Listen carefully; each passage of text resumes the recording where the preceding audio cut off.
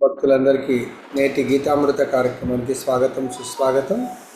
ఈరోజు మనము భగవద్గీత యథాతథము 16వ అధ్యాయము దైవాసుర స్వభావములలో 1 to 4 శ్లోకాసు దైవీ గుణాలు మరియు గురించి తెలుసుకున్నాము. ఆసురి గుణాల గురించి కొన్ని తెలుసుకున్నాము. ఈరోజు దైవీ గుణాల వల్ల పాటించడం వల్ల ఫలితము, తర్వాత ఆసురీ గుణాలు మనిషిని ఏ విధంగా బంధిస్తాయి అని తెలుసుకుందాము. దాని తర్వాత భగవంతుడు ఆసురీ గుణాల గురించి చాలా డీటెయిల్గా మనకు వివరిస్తున్నారు, వాటిని తెలుసుకుందాం. సో ఇక్కడ మనం చెప్తున్నారు దైవీ గుణాలు అంటే భగవంతుడు ఏదైతే ఒక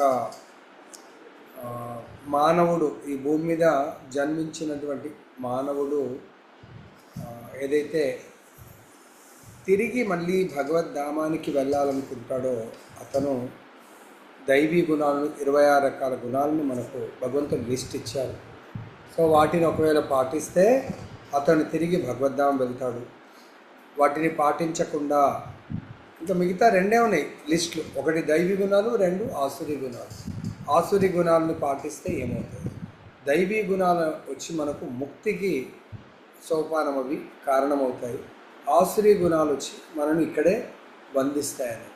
కాబట్టి ఇక్కడ భగవంతుడు అంటాడు, అర్జున నీవు పుట్టుకతోనే దైవీ గుణాలతో పుట్టావు. ఎందుకు అలా అంటున్నాడంటే అర్జునుడి యొక్క తల్లి తండ్రి పాండురాజు మరియు కుంతి మహారాణి. కుంతి మహారాణి మహాభక్తురాలు. సో ఒక మహాభక్తురాలు యొక్క గర్భం ద్వారా జన్మించాడు అంటే ఆయన దైవీ గుణాలతో ఆయన జన్మించడం జరిగింది. అంతేకాకుండా ఎవరి వరాన? ఇంద్రుడి యొక్క వరాన జన్మిస్తాడు. అంటే డైరెక్ట్ దేవతల యొక్క రాజు వరాన జన్మిస్తాడు. కాబట్టి ఇక్కడ ఏమంటున్నారు, దైవీ గుణాలు నువ్వు ఉన్నాయా లేదా అంటే మనకు దైవీ వర్ణాశ్రమ ధర్మాన్ని పాటించాలి. వర్ణాశ్రమ ధర్మాన్ని భగవంతుడు ఎస్టాబ్లిష్ చేస్తారు. ఏంటది?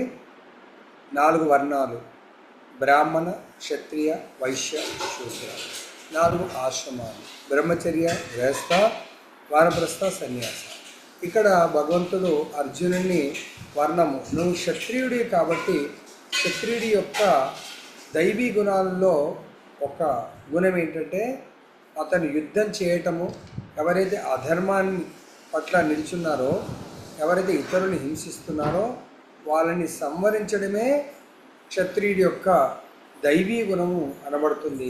మరి అలాంటి దైవీ గుణాన్ని నువ్వు నిర్వర్తిస్తున్నప్పుడు ఇంకా ఎదుటి వాళ్ళు ఎవరైతే సంవరింపబడతారో వాళ్ళ గురించి బాధపడటం కానీ వాళ్ళ గురించి ఏడవటం కానీ చేయవలసిన అవసరం లేదు అర్జున అని చెప్తున్నారు. ఎందుకంటే నువ్వు ఒకవేళ నీ దైవీ గుణం అయినటువంటి యుద్ధము చేయడము అది చెయ్యకపోతే, క్షత్రియుడు యుద్ధం చేయకపోతే అంటే అవసరం ఉన్నప్పుడు యుద్ధము చెయ్యక సో అధర్మపరుని దండించినట్టయితే అది ఆసురీ గుణం అని చెప్పేసి భగవంతుడు చెప్తున్నారు. ఇంకా ఏం చెప్తారంటే దైవీ గుణంలో ఉన్నవాళ్ళు శాస్త్రాలను, వైదిక సూత్రాలను పాటిస్తూ జీవనాన్ని గడుపుతారు. శాస్త్రం ఏం చెప్తుంది? క్షత్రియుడు ఏం చేయాలా, తర్వాత బ్రాహ్మణుడు ఏం చేయాలా, వైశ్య, శూద్ర. అదేవిధంగా బ్రహ్మచారి ఏం చేయాలా? బ్రహ్మచారి ఏం చేయాలా? ఒక ఉత్తమమైనటువంటి ఆచార్యుడి దగ్గర భగవంతుడి యొక్క శాస్త్ర జ్ఞానాన్ని స్వాధ్యాయం చేయాలా, శ్రవణం చేయాలి. తర్వాత గృహస్థ ఏం చేయాలా? బ్రహ్మచర్యంలో ఏదైతే శాస్త్రాధ్యయనము, శాస్త్ర శ్రవణం చేసి గృహస్థ జీవితంలో ముఖ్యంగా 26 గుణాల్లో 3 గుణాలు తప్పకుండా పాటించాలి. మిగతా కూడా పాటించాలి, కానీ 3 గృహస్థుల కొరకు స్పెషల్గా డిజైన్ చేశారు. ఏంటది? సో భగవంతుడి యొక్క ప్రచారానికి దానం చేయటము, ఆత్మ నిగ్రహము, తర్వాత యజ్ఞాలను నిర్వర్తించడం, ఇవి గృహస్థులు చేయాలి. వానప్రస్థులు ఏం చేయాలా? తపస్సు చేయాలి. సన్యాసులు ఏం చేయాలా? శాస్త్రాలను చక్కగా అధ్యయనం చేసి ఇతరుల ద్వారా భక్తిని ప్రాక్టీస్ చేయించే విధంగా వాళ్ళకు బోధన చేయాలి. భక్తి మార్గంలో వాళ్ళను ముందుకు నడిపించాలి. ఈ యొక్క భౌతికమైనటువంటి భావబంధాలతో ఎటువంటి అటాచ్మెంట్ ఉండకూడదు. ఇవన్నీ కూడా మనకు భగవంతుడు బోధిస్తారు. దాని తర్వాత ప్రభుజీ అందరూ ఆల్ మ్యూట్లు ఏం పెడుతున్నారు ఏంటి ప్రభుజీ? వెంకటేష్ ప్రభుజీ చేసిన గురువు గారు, ఆయన కోవర్స్లో ఉన్నాడు శంకర్ ప్రభు. సో ఇక్కడ ఏమంటారు ఇంకా స్పెషల్గా అసురుల యొక్క స్వభావం, లక్షణాలు, గుణాలు ఎలా ఉంటాయో చెప్తున్నారు. అసురులను మనం ఎలా గుర్తించవచ్చు? మనతో పాటే ఉంటారు సమాజంలో. వాళ్ళు అసుర స్వభావులా కాదా అనేది ఏంటంటే వాళ్ళకు ఏది మంచి, ఏది చెడు, ఏది చేయాలి, ఏది చేయకూడదు అనేది గ్రహించలేరు. చూడడానికి టిప్ టాప్ ఉంటారు, కానీ వాళ్ళు చేయవలసినటువంటి కర్మల్లో ఏది చేయాలి, ఏది చేయకూడదు వాళ్ళకు విచక్షణ జ్ఞానం ఉండదు. తర్వాత శుచిత్వము, సదాచారము, సత్యము వారిలో కనబడదు. సో చూడడానికి మనకు వేషాధారణ ఉంటుంది, తిలకం అన్నీ పెట్టుకున్నా వాళ్ళకు క్లీన్లీనెస్ లేదనుకోండి. వాళ్ళు డ్రెస్ కోడ్లో ఉన్న అసుర స్వభావులు.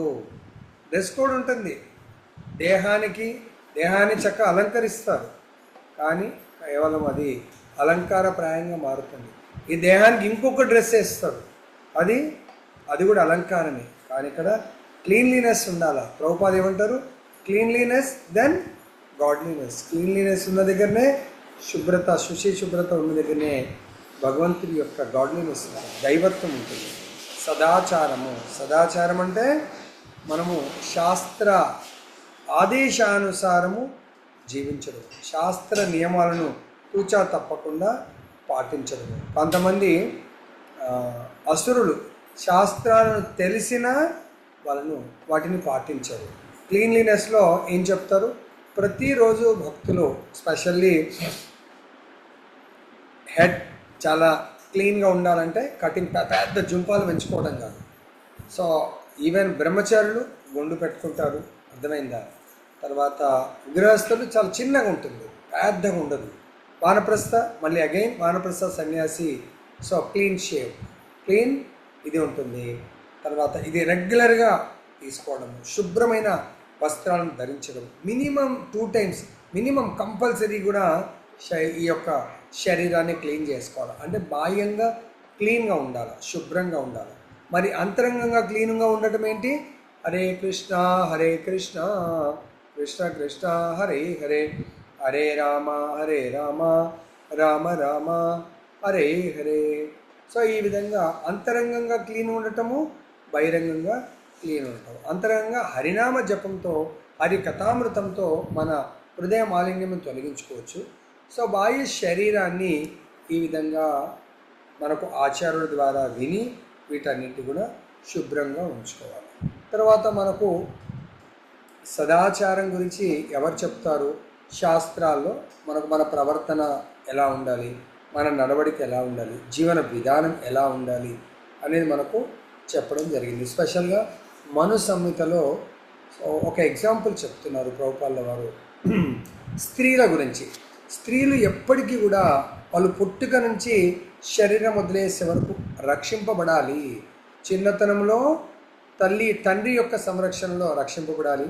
యుక్త వయసు వచ్చినప్పుడు భర్త సంరక్షణలో ఉండాలి. వృద్ధ అంటే ఓల్డ్ ఏజ్ వచ్చినప్పుడు ఎవరి కుమారుల యొక్క సంరక్షణలో ఉండాలి. అంటే వాళ్ళకు స్వాతంత్రం ఇవ్వద్దు అంటే అలా అని కాదు, వాళ్ళు ఎప్పుడు కూడా ఈ యొక్క శాస్త్ర అనుసారం ఏంటంటే వాళ్ళు రక్షింపబడాలి.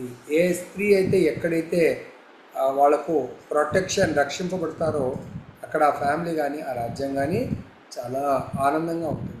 చూడండి, కురు పాండవుల యొక్క సామ్రాజ్యంలో ఎప్పుడైతే ద్రౌపది నిండు సభలో ఆమెకు రక్షణ కొరవడింది, ఆమెని అవమాన పాలు చేశారో ఆ మొత్తం ఫ్యామిలీ మొత్తం దుఃఖ సాగరంలో మునిగిపోయింది. అదే క్షణం నుంచి వాళ్ళు క్షణక్షణం భయంలాగా లాస్ట్కు మహాభారత యుద్ధం కూడా సంభవించింది. కేవలం ఒక స్త్రీని నిండు సభలో అవమానపరచడము, ఆమెకు చాలా గొప్ప అపరాధం చేస్తారు కౌరవులు. మొత్తం వంశమే సర్వనాశనం అయిపోవడం జరుగుతుంది. సో కాబట్టి ఇక్కడ మనకు ఆచార్యులు స్త్రీలను గౌరవించాలి, రక్షించాలి వాళ్లకు. కానీ నేటి సమాజంలో విచ్చలవిడిగా స్వాతంత్రం ఇచ్చేసి వాళ్ళు డే అండ్ నైట్ వర్క్ చేస్తూ ఉన్నారు. నైట్లో కూడా వాళ్ళు వెళ్ళి వర్క్ చేస్తూ ఉంటే ఇంకా ఆ స్త్రీ లక్ష్మీదేవి దాసురాలు, లక్ష్మికి ప్రాతినిధ్యం వహిస్తుంది. కానీ ఆ ఇంట్లో ఆ స్త్రీ నైట్ అంతా పనిచేసి డే అంతా పడుకుంటే ఆ ఇల్లు ఎలా ఉంటుంది ఆలోచించండి. కాబట్టి ఇక్కడ మనకి ఇంకా ఏం చెప్తుందంటే ఇవన్నీ కూడా రాత్రిపూట అసురులకు బలాన్ని ఇచ్చే సమయం. అదేంటది తామసిక సమయం. ఆ సమయంలో ఇప్పుడు నేటి కలియుగంలో చాలామంది పనిచేస్తూ జీవనాధారం కొరకు డబ్బులు సంపాదించుకుంటారు. మరి వాళ్ళ యొక్క ఈ బుద్ధి, వాళ్ళ యొక్క మనస్సు, చైతన్యము, వాళ్ళ ఇంటి వాతావరణము నైట్ అంతా పనిచేసి బ్రహ్మముహూర్తంలో పడుకుంటే ఏ విధంగా ఉంటుంది? ఇంకా మనము వేరే ఆలోచించవలసిన అవసరం లేదు. అంతేకాకుండా ఇంకా అసురుల యొక్క ప్రవృత్తి ఎలా ఉంటుందంటే ఏ ఆధారం లేకుండా, నియంత్రించే భగవంతుడు లేకుండా ఈ జగత్తు అసత్యమైనట్టిదని వారు అంటుంటారు. అంటే ఎలా అయితే హిరణ్యకశిపు ఉన్నాడు, హిరణ్యకశిపు ఆయన బ్రహ్మ గురించి తపస్సు చేసి ఎంతో బలాన్ని పొందుతాడు, దాదాపుగా మృత్యువుని జయించిన విధంగా బలాన్ని పొందుతాడు. ఇంకా ఆయన బలానికి ముందు ఎవరు నిలబడలేదు. కాబట్టి ఆయన ఏమంటాడు, ఈ సృష్టిలో ముల్లోకాలు ఎవరు నాకు నిలబడట్లేదు కదా, కాబట్టి ఇంకా భగవంతుడు కానీ ఇంకెవరు నాకంటే సుప్రీం శక్తే లేదు, కాబట్టి నేను ఏమన్నా చేయగలుగుతాను. కాబట్టి ఈ అసుర ప్రవృత్తి వాళ్ళు ఏం చేస్తారు? కామము అంటే ఈ దేహ కోరికలను తీర్చుకునే దాంట్లోనే వాళ్ళు బిజీగా ఉంటారు తప్ప ఈ దేహం ఏదో ఒకరోజు వదిలేయాల్సి వస్తుందేమో అనేది వాళ్ళు మర్చిపోయి దేహము శాశ్వతమనే భావంతో మైథున సుఖాలను తీర్చుకోవడానికి కొరకే వాళ్ళు జీవితం అంతా గడుపుతూ ఉంటారు. అర్థమైందా? ఈవెన్ రావణాసురుడికి శాస్త్రాలు తెలుసు, కానీ ఏం చేశాడు? పరాయి స్త్రీ అంటే సీతమ్మ వారిని అరణ్యాల నుంచి ఎత్తుకొచ్చి ఆమెను భోగించాలనుకుంటాడు. కానీ ఎప్పుడైతే పరాయి స్త్రీని ఎలాగైతే పాండవులు పతనమైపోయారు, రావణాసురుడు కూడా సీతమ్మ వారిని తీసుకొచ్చి భోగ్య వస్తువు అనుకుంటాడు. కానీ అతను మొత్తం రాజ్యము, తన వంశం కూడా సర్వనాశనము అయిపోవడం మనం కళ్ళతో చూసాము రామాయణం యొక్క కథామృతంలో. కాబట్టి ఇక్కడ మనకి ఏమంటారు? ఈ మూడు విషయాలు ఆధారం లేకుండా, నియంత్రించే భగవంతుడు లేకుండా ఈ జగత్తు అసత్యమైనట్టుదని వారు అంటుంటారు. మైథున కోరికలనే ఇది తయారైంది. అంటే ఈ యొక్క ప్రపంచం అంతా కూడా స్త్రీ పురుషులు, జంతువులైనా కూడా మేల్ ఫీమేల్ ఎలా వీటి యొక్క కోరికలు తీర్చుకోవడానికి కొరకే ఈ యొక్క ప్రపంచం సృష్టింపబడింది అనుకుంటూ ఉంటారు. కానీ అది మూర్ఖత్వం. అర్థమైందా? అదైతే మనము మనుషులు కాకుండా ఎన్నో జంతువులు, పక్షుల జన్మల్లో మనము ఆహార నిద్ర భయమైతున్నాం సామాన్యమేతత్ పశుభిర్నరానం.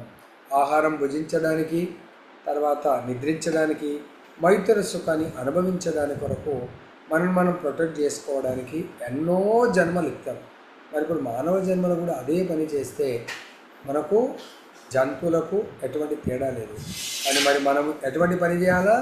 ధర్మోహితేశో అధికో విశేషం, ధర్మేణ హీన పశువుకి సమాన. ధర్మాన్ని పాటించడానికి కొరకు మనుష్య జన్మ వచ్చింది. సో ధర్మాన్ని పాటించడం అంటే దైవీ గుణాలు 26 గుణాలను మనం మన నిజ జీవితంలో డౌన్లోడ్ చేసుకొని వాటిని పాటిస్తూ మనం జీవితాన్ని గడపాలి. కానీ ఇక్కడ అసురులు వాళ్ళు నా భగవంతుని, భగవత్ శక్తిని, వీటిని వాళ్ళు నమ్మరు. దానికి చాలా చక్కగా ఇక్కడ ఎగ్జాంపుల్స్ ప్రభుపాదుల వారు చెప్పడం జరిగింది. ఏంటది? సో ఇక్కడ జ్ఞానాన్ని సంపాదించడానికి, ఇటువంటి దివ్యమైన జ్ఞానాన్ని సంపాదించడానికి బదులుగా వారు తమ స్వప్నలోకంలో మంతగా స్వప్నంలో కళల్లో విహరిస్తూ ఉంటారు. సో స్త్రీ పురుషుల సంగమ ఫలితంగా శిశువుగా జన్మించినట్లుగా ఎటువంటి ఆత్మ కాన్షియస్ ఉండదు వాళ్ళకు. వాళ్ళు ఎంతకాలము దేహాత్మ బుద్ధి, నేను దేహము, ఎదుటివాడి దేహము, అందరూ దేహాలు. కాబట్టి ఒక దేహాన్ని, పెద్ద దేహము చిన్న దేహాన్ని చంపి తినొచ్చు. ఈ దేహం యొక్క సుఖం కొరకు ఇతర దేహాలను వాళ్ళని ఆత్మగా గుర్తించడు. అయ్యో దేహం వెళ్ళిపోతే ఆత్మ ఉంటుంది, ఆత్మకు బాధ దుఃఖం ఉంటుంది అనే యొక్క ప్రశ్న ఉదయించదు వాళ్ళ యొక్క మైండ్లో. కాబట్టి వాళ్ళు ఏమనుకుంటుంటారు? భౌతిక కలయిక వల్లనే ఈ శరీరం ఉత్పన్నమవుతుంది. ఈ భౌతిక కలయిక ఒకసారి అంటే భౌతిక శరీరం నశించినంతనే మొత్తం ఇంకేమీ మిగలదు అనుకుంటారు. కానీ భగవంతుడు మనకు 7వ అధ్యాయంలో ఏం చెప్పారు?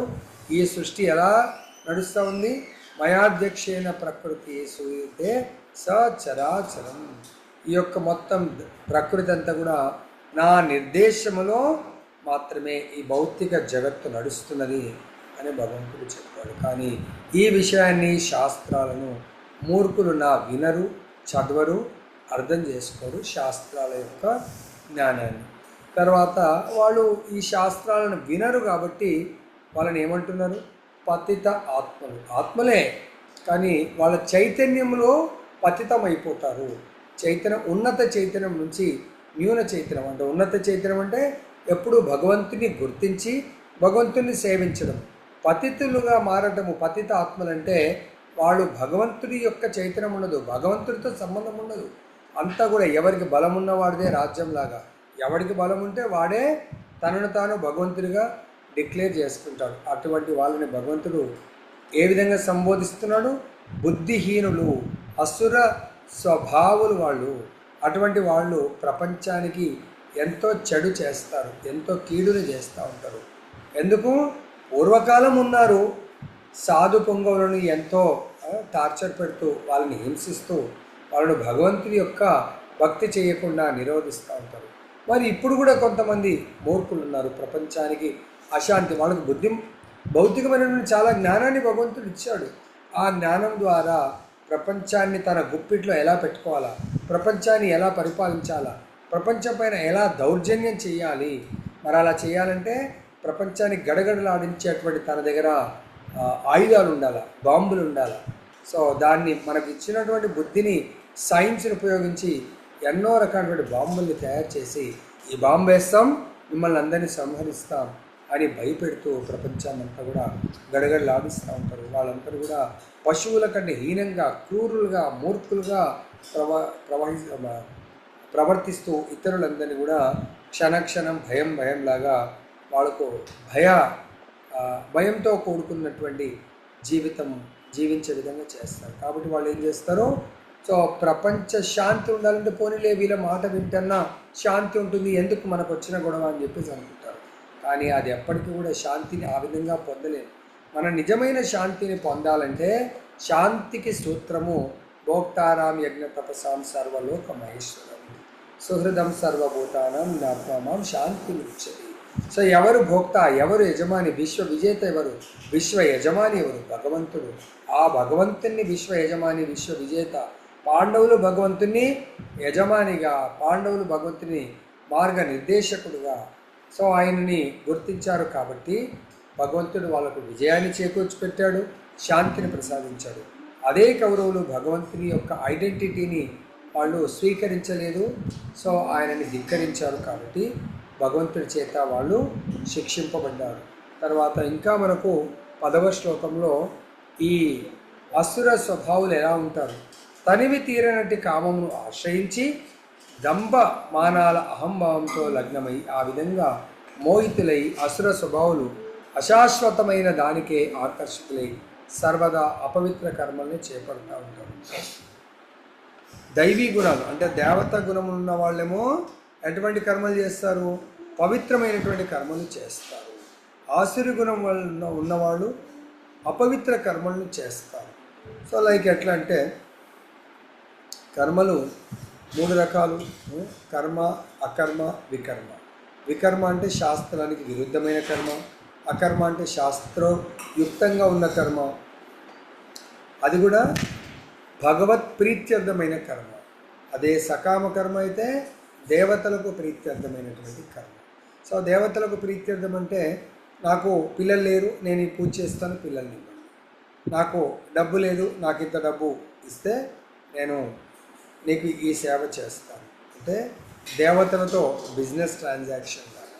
ఎందుకు? మళ్ళీ వాళ్ళు అంతా కూడా సెంటర్ ఆఫ్ ఫోకస్ ఏముంటుంది? మైథున సుఖం, ఆహార నిద్ర, భయం మైథున. సో మైథున సుఖాన్ని కొరకే వాళ్ళు ఈ కార్యాలు చేస్తూ ఉంటారు. ముఖ్యంగా 4 నియమాలను అసుర స్వభావాలు ఉల్లంఘిస్తూ ఉంటారు. ఏంటది? మాంసభక్షణము, మధుర అంటే మత్తు పానీయాలు స్వీకరించడము, తర్వాత మగువ, అమ్మాయిలను కోరుకోవటము, అమ్మాయిలతో ఆనందంగా గడపటము. సో మత్తు పానీయాలంటే ఇంక్లూడింగ్ టీ, కాఫీ, మాంసభక్షణం అంటే ఇంక్లూడింగ్ ఎల్లిపాయ, తర్వాత గ్యామ్లింగ్ అంటే రేస్ ఆడటము, మోసం చేయటము, తర్వాత బెట్టింగ్లు ఆడటము. సో ఇవన్నీ కూడా గ్యామ్లింగ్ కిందకి వస్తాయి. ఇవన్నీ కూడా అసుర స్వభావాలు వాళ్ళ యొక్క డే టు డే లైఫ్లో అటువంటి కర్మలు చేస్తూ వాళ్ళు జీవిస్తూ ఉంటారు. ఇంకా అటువంటి కర్మల్లో ఉన్న వాళ్ళు కృత్రిమంగా వారికి మిథ్యా గౌరవము, సో భయపడి వాళ్ళ యొక్క బలానికి భయపడి చాలామంది పాపం కృత్రిమంగా వాళ్ళకు రెస్పెక్ట్ ఇస్తూ ఉంటారు. సో ఇది అసుర స్వభావాలు ఆ విధమైనటువంటి రెస్పెక్ట్ కోరుకుంటూ ఉంటారు. దాని కొరకు వాళ్ళ ఇంద్రియ తృప్తి. సో ఈ దేహాత్మ బుద్ధి ఉన్నవాళ్ళు పేరు, ప్రతిష్ట, గౌరవ, మర్యాదలను కోరుకుంటూ ఉంటారు. తర్వాత ఈ అసుర స్వభావాలు ఇంద్రియాలను తృప్తిపరచుకోవడం కొరకు మానవుల ప్రధాన అవసరం అని వారు నమ్ముతారు. అంటే ఎవరైతే నేను దేహమును అనే భావనలో ఉంటారో దేహ కోరికలను తీర్చుకోవడమే వాళ్ళకు ప్రైమరీ డ్యూటీ, మిగతాది సెకండరీ. లేక రావణుడు అంత శాస్త్రాలు తెలుసు, ఆయన దేని కొరకు జీవిస్తూ ఉంటాడు, ఎంతోమంది భార్యలు ఉంటారు ఆయన, అయినా కూడా తన సోదరి చెప్పడం వల్ల సీతమ్మ వారిని తీసుకొచ్చి ప్రతిరోజు సీతమ్మ వారితో సో తనని యాక్సెప్ట్ చేయమని చెప్పేసి ఫోర్స్ చేస్తూ ఉంటుంది. అంటే కేవలం వాళ్ళ ఇంద్రియ కోరికలను, అంటే కామ క్రోధ, అంటే కామం తీరినప్పుడు క్రోధం వస్తూ ఉంటుంది. కాబట్టి వీటి కొరకే వాళ్ళు ఇంద్రియ భోగాలను అనుభవించడానికి కొరకే వాళ్ళు ఈవెన్ శాస్త్రాలను కూడా ఆధారం చేసుకుంటూ ఉంటారు. సో గొప్ప గొప్ప జీవితంలో ఎన్నో ప్రణాళికలను ఏర్పాటు చేసుకుంటూ ఉంటారు. ఎంతో డబ్బుని ఎలా సంపాదించాలి అని వాళ్ళు ప్లాన్ చేసుకుంటూ ఉంటారు. జీవితాన్ని బెస్ట్ ఎంత అద్భుతంగా భౌతికంగా సుఖాలను అనుభవించాలి అని అనుకుంటూ ఉంటారు. కానీ ఈ జీవితము క్షణభంగురము. ఓ క్షణంలో మొత్తం కళ్ళు చూస్తూనే మొత్తం మటాషైపోతూ ఉంటుంది. దానికే ఎగ్జాంపుల్ ఏంటి, మనము కేదార్నాథ్లో చూసాం 2011, 12, 13 అప్పుడు పాపం అందరూ గాఢ నిద్రలో ఉన్నారు. సాయంత్రం వెళ్ళిరు గాఢ నిద్రలో. సో ఎప్పుడు ఎలా వచ్చిందో తెలీదు, ఆ ప్రవాహంలో ఒక్కరు కూడా మిగలకుండా చెట్టుకొక్కరు పుట్టుకొక్కరై మొత్తం చల్లా చెదరై కొట్టుకొని పోవడం జరుగుతుంది. సో ఎన్నో ప్లాన్లు చేసుకుంటూ ఉంటాం, అవన్నీ ఉంటాయా? భగవంతుడి యొక్క ఈ మృత్యు సంసార సాగంలో భగవంతుడు మృత్యు రూపంలో వచ్చి మొత్తాన్ని హరించి వేస్తాడు. కాబట్టి దయచేసి ఇక్కడ గుర్తుపెట్టుకోవాలా, భగవంతుడు హరించి వేస్తాడంటే భగవంతుడు మనకు సాక్షిభూతంగా, సో అంటే రెండు పక్షులతో పోలుస్తారు. మన హృదయంలో ఆత్మ అనే పక్షి, పరమాత్మ అనే పక్షి. ఆత్మ అనే పక్షాన్ని కర్మలు చేస్తుంటే పరమాత్మ అనే పక్షి అవి మంచి కర్మల, చెడు కర్మల, దైవీ కర్మల, వాటన్నిటికీ కూడా సాక్ష్యముగా నిలబడుతూ ఉంటుంది. కాబట్టి మనందరం కూడా ఇప్పుడు అసలు పెద్ద పెద్ద కోరలు నల్లగా భయంకరం కాదండి, మన గుణము అర్థమైందా? గుణం మనం దైవీ గుణం అంటే ప్రతి ఒక్కరి కూడా క్షమ, తర్వాత దాన గుణం ఉండాలా, క్షమా గుణం ఉండాలా. సో మనని మనం పవిత్రీకరణ చేసుకునే విధంగా ఉండాలా, ఆచార్యోపాసన. సో భగవంతుడు ఈ విధంగా ముఖ్యంగా ఇవన్నీ రావాలంటే భగవంతుడి యొక్క కథ అమృతాన్ని ప్రతిరోజు ఆస్వాదించేటువంటి గుణం ఉండాలి. ఇంకా ఏం చెప్తున్నారంటే అసుర స్వభావం ఉన్నవాళ్ళు నా దగ్గర ఇంత ధనం ఉంది, వీడి దగ్గర ఇంత తక్కువ ఉంది, వాళ్ళకంటే నేను గొప్పవాడిని, తర్వాత ఇంకా నేను సంపాదించాలి. సో నేను ఒకవేళ ఒక ఊరికి భూస్వామిని అయితే మండలానికి ఒక పెద్ద ధనవంతుని కావాలా, దాని తర్వాత జిల్లాకు ధనవంతుని కావాలా, స్టేట్లో టాప్ మోస్ట్ రిచెస్ట్ పర్సన్ కావాలా, తర్వాత దేశం మొత్తము అదేవిధంగా ప్రపంచానికి కూడా గొప్ప ధనవంతునిగా కావాలని కలలు కంటూ ఉంటాడు. ఆ ధనం ద్వారా నేను శక్తిమంతుని అవుతాను అనుకుంటూ ఉంటాడు. తర్వాత ఇంకా అతను అటువంటి వాళ్ళు కొంతమంది నామమాత్రపు యజ్ఞాలు కూడా చేస్తూ ఉంటారు, దానాలు కూడా చేస్తూ ఉంటారు. అవి ఆ యజ్ఞాల వల్ల పేరు ప్రతిష్ట కోరుకుంటారు, దానం వల్ల పేరు ప్రతిష్ట కోరుకుంటూ ఉంటారు.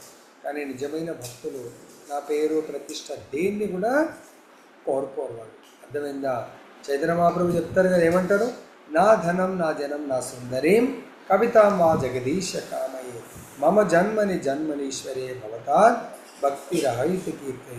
భగవంతుని ఏం కోరుకుంటారో గొప్ప భక్తులు ధనాన్ని కోరుకోరు, జనాలను కోరుకోరు, అంటే ఫాలోవర్స్ కోరుకోరు, తర్వాత మంచి మంచి అమ్మాయిల యొక్క సాంగత్యాన్ని కోరుకోరు, తర్వాత మందిని మెస్మరైజ్ చేసేటువంటి అటువంటి కవిత్వాలను కోరుకోరు. కానీ ఏం కోరుకుంటారో జన్మ జన్మలకు భగవంతు యొక్క భక్తియుక్త సేవను మాత్రమే కోరుకుంటూ ఉంటారు. ఇంకా చెప్తున్నారు 16వ శ్లోకంలో, అసుర స్వభావం కలిగినటువంటి వ్యక్తులకు ధన సంపాదన ఏదైతే లిమిటేషన్ ఉంటుందో అది లిమిట్ ఉండదంట. సో దాని పట్లనే ఇంకా భగవంతుడు ఏదో కొద్దిగా రిజల్ట్ ఇస్తాడు, ఇంకా కావాలి ఇంకా కావాలని చెప్పేసి దాంట్లో మరింత ముందుకు వెళ్తూ ఉంటారు. దాంట్లో ఏంది ఎన్నో చెడు సావాసంతో ఇంకా డబ్బే ప్రధానంగా భావించి సో అన్ని అడ్డదారులు కూడా అలవాటైపోయి ఆ విధంగా కూడా సంపాదించే అవకాశం ఉంటుంది.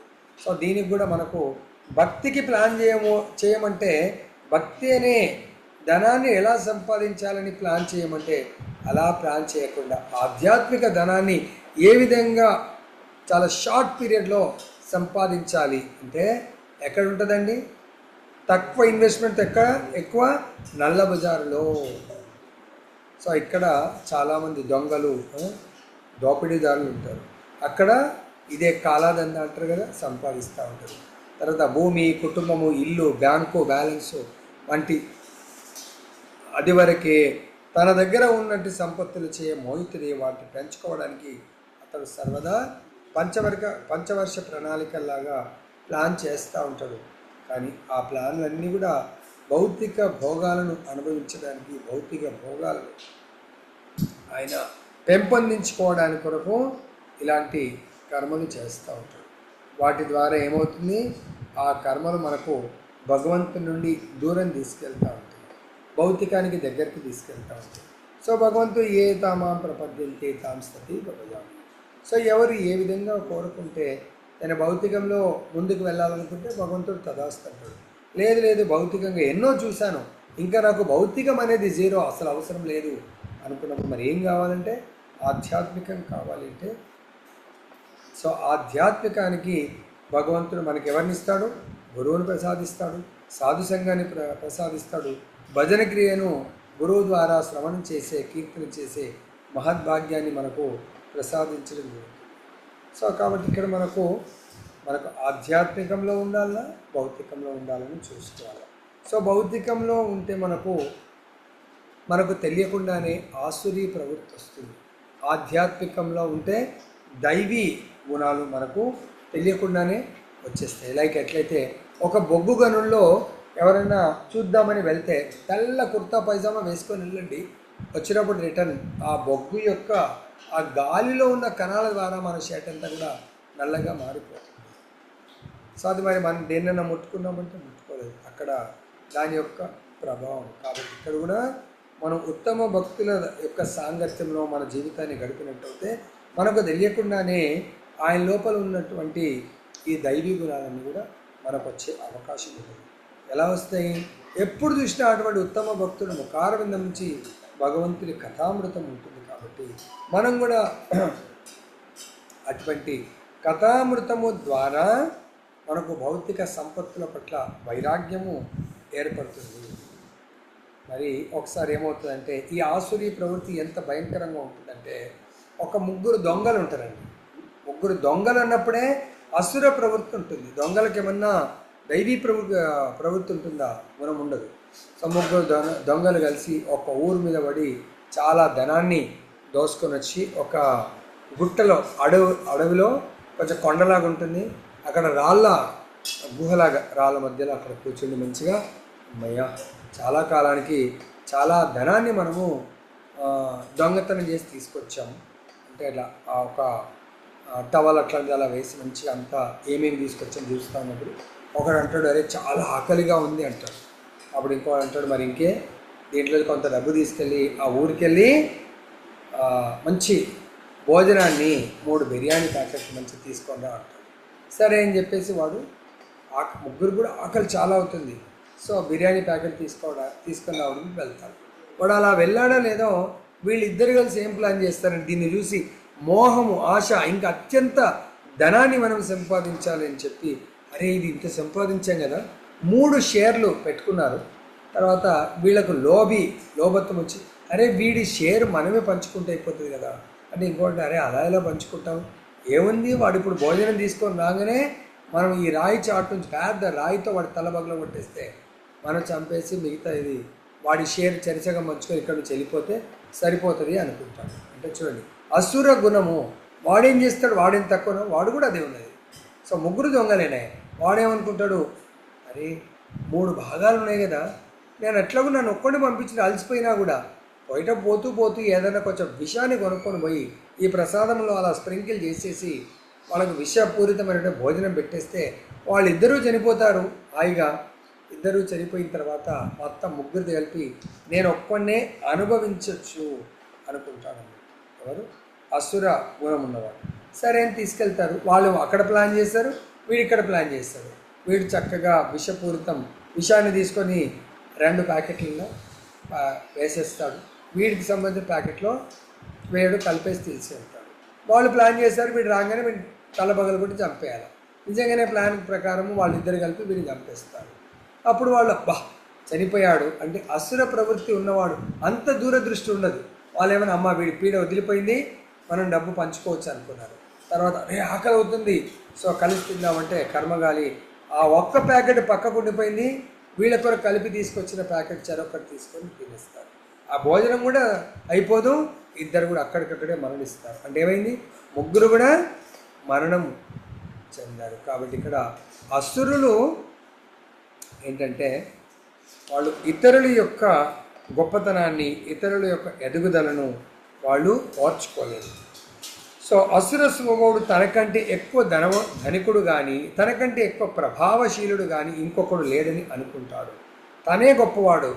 ఏ విధంగా హిరణ్యకశిపులాగా.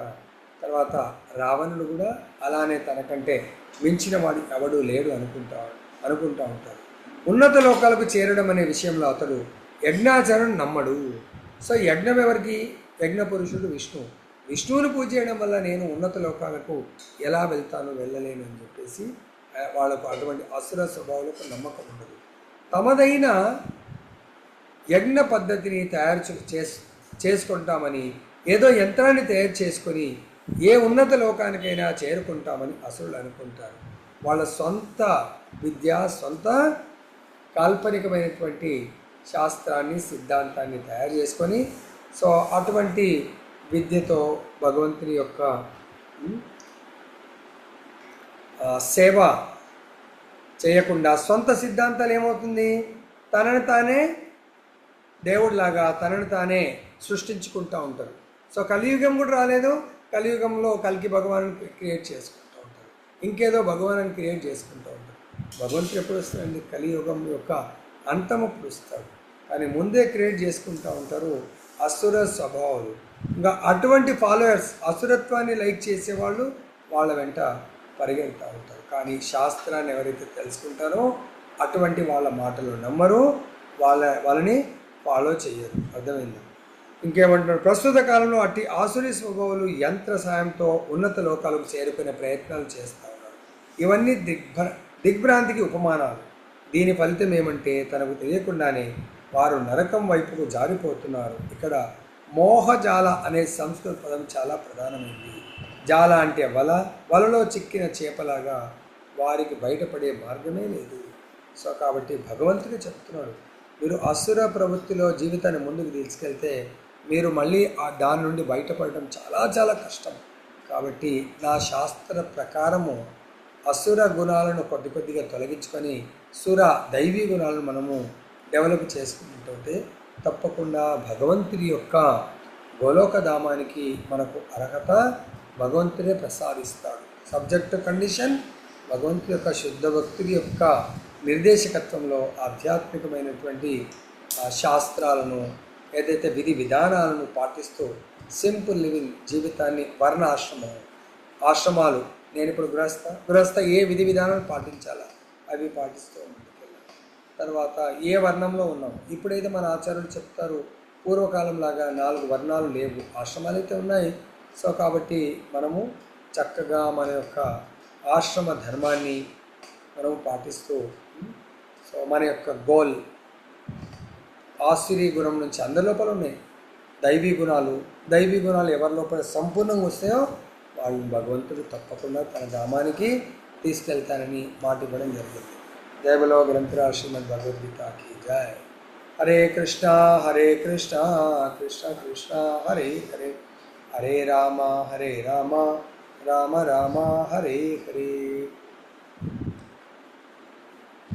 ఎవరికన్నా ఏమన్నా డౌట్లు ఉంటే అడగండి.